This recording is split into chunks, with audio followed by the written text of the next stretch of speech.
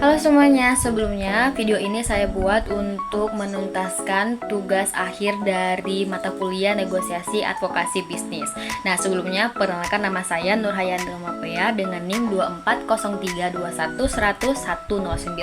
Saya dari kelas B, program studi agribisnis. Baiklah, saya akan menjelaskan sedikit keinginan atau cita-cita saya 5 tahun ke depan.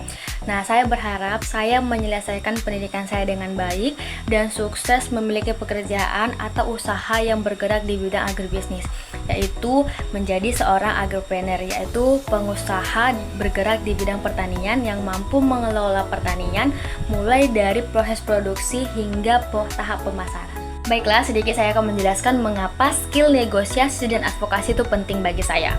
Nah, sebagai calon agripreneur, kedepannya saya gak akan cuma fokus ke sawah dan lahan saja, tapi juga akan bakal sering bertemu dengan investor, perusahaan besar, sampai ke pemerintahan juga.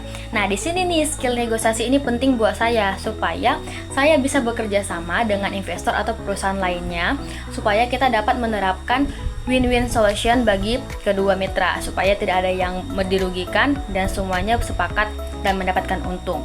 Dan kemudian sedangkan untuk skill advokasi bakal saya gunakan untuk membela dan menyuarakan hak-hak petani lokal.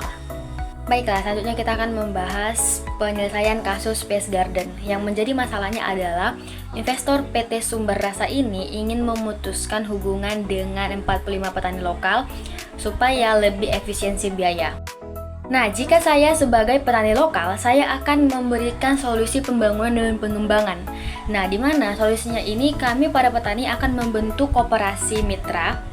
Nah, melalui koperasi ini nanti kami akan memotong jalur distribusi supaya memberikan harga yang lebih murah kepada investor dan tetap menjaga kualitas bahan organik tetap seragam dan terjaga. Oke, selanjutnya saya akan membahas pemetaan social networking analysis antar pelaku. Pertama kali bisa kita lihat bahwasanya petani lokal dan Space Garden ini memiliki hubungan ekonomi yang kuat melalui pasokan bahan baku organik.